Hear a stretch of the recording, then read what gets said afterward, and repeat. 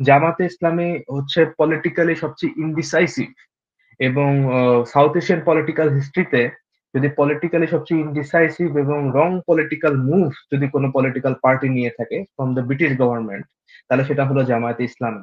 আমি সবসময় একটা জিনিস আমি আলোচনা করতে গেলে, কথা বলতে গেলে আমি বলি যে জামায়াতে ইসলামী দুটো জিনিস বোঝে না। প্রথমটা হলো জামাত ইসলামী ইসলাম বোঝে না, দ্বিতীয়টা হলো জামাত ইসলামী রাজনীতি বোঝে না।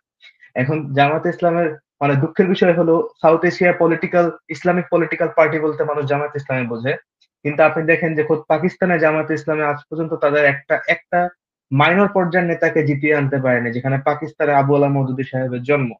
কিন্তু বাংলাদেশে জামাত ইসলামী এত ওভার হাইপ হয়ে যাওয়া একটা বড় ধরনের পলিটিক্যাল ফেইলিয়ার আমাদের জন্য, let it be Awami League আর BNP.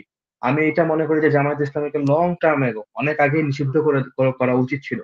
I don't understand even আপনার আবু আলা নিষিদ্ধ তো মওদুদী করলো, সাহেবের যে ছেলে, নিষিদ্ধ তো এর আগে নিষিদ্ধ তো করা হয়েছে আওয়ামী কিন্তু ইট লীগের। ওয়াজ টু লেট।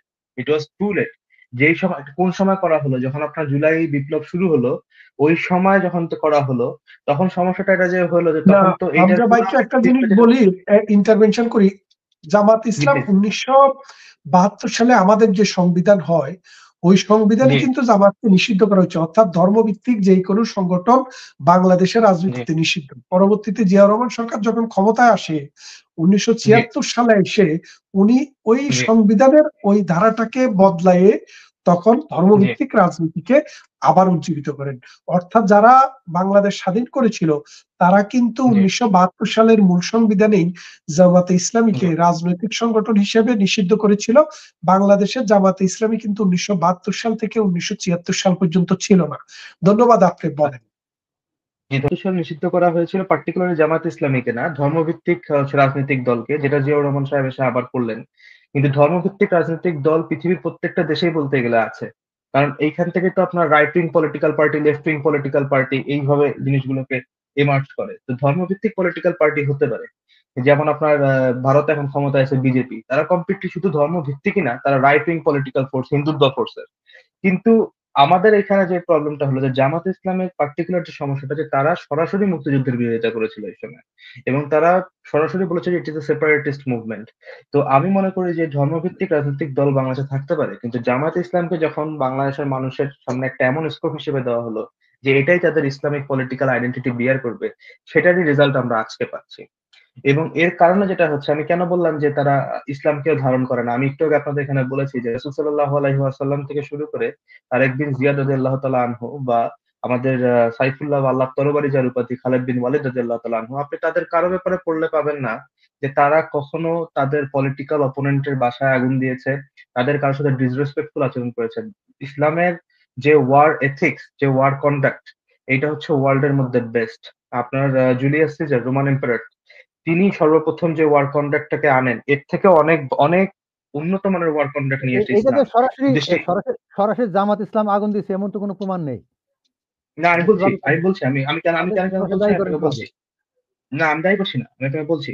এখন এই ক্ষেত্রে আমরা যে দেখলাম যে যখন 71 সালে মানুষের বাসা বাড়িতে আগুন দেওয়ার যে কথাটা ওঠে, সেটা কাদের ব্যাপারে ওঠে? জামায়াত ইসলামের ব্যাপারে ওঠে। এবং এরপরে এত বছর পরে যে বাসা বাড়িতে আগুন দেওয়া হচ্ছে, সেখানে আমরা দেখলাম যে যেইখানে আগুন দেওয়া হচ্ছে সেইখানে বড় করে লেখা হচ্ছে ইনকিলাব জিন্দাবাদ। জামায়াত ইসলামের কিন্তু একটা পলিটিক্যাল প্যাটার্ন আছে। আমরা তো হচ্ছে we are not political fools. আমরা আলহামদুলিল্লাহ পলিটিক্স নিয়ে পড়ালেখা করছি, আমাদের একটু হলেও অভিজ্ঞতা আছে রাস্তায় to participate on the street politics. হ্যাঁ, তারা তাদের পলিটিক্যাল অপোনেন্টকে বিভিন্নভাবে অ্যানাইহিলেট করছেন, এক্সটারমিনেট করছেন, এবং তাদের বাসাবাড়ি ভেঙে দিচ্ছেন। বাট এই যে বাসায়, পার্টিকুলারলি বাসায় আগুন দেওয়ার যে রাজনীতি, এটা বাংলাদেশে ফ্রম দ্য বিগিনিং জামাতে ইসলামী করে আসতেছে, এবং it is there meticulous plan. এবং এর জামাতের অনেক কর্তা ব্যক্তিদের কাছ থেকে এরকম শোনা গিয়েছে, যারা ইংল্যান্ডের, তারা অনেকেই এরকম ইনিয়ে বিনিয়ে বলেছে যে হাসনাত হচ্ছে আমাদের প্রোডাক্ট।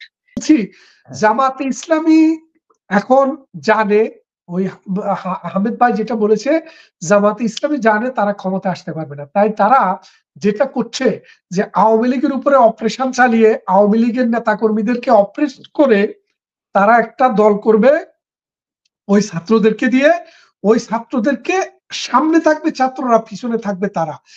ডক্টর মোহাম্মদ ইউনূস সাহেব বলছেন যে আমি কিন্তু এখনো ঠান্ডা আছি, গরম হতে পারি, তো সেই ব্যাপারটা কিভাবে দেখছেন আপনি? তিনি শুনেন, উনার কথার কোনো ভ্যালু নাই। কেন ভ্যালু নাই? উনি আমেরিকাতে গেলেন, আমেরিকাতে গিয়ে ক্লিনটন সহ ক্লিনটন ফাউন্ডেশনের সবাই ওখানে যায় সবার কাছে পরিচয় করাই দিলেন, এই লোক হচ্ছে আন্দোলনের মাস্টার মাইন্ড। আর আন্দোলনটা হচ্ছে খুবই প্ল্যান্ড, মেটিকুলাস, অর্থাৎ এভরিথিং ওয়াজ প্রি প্ল্যান্ড, এরকম ভাবে তিনি একটা ধারণা দিলেন এবং এটাও বুঝাইলেন যে উনিও এটা জানতেন এবং বুঝতেন। পরবর্তীতে রিসেন্টলি দাভোস, এই যে সুইজারল্যান্ডের দাভোসে একটা প্রোগ্রাম হলো, সেখানে যাই তিনি সাংবাদিকদেরকে কি বললেন যে এই আন্দোলনে কোনো নেতা ছিল না, এই আন্দোলনে কোনো পরিকল্পনা ছিল না, তারা কি করতে চায় তারা এটাও জানে না। তার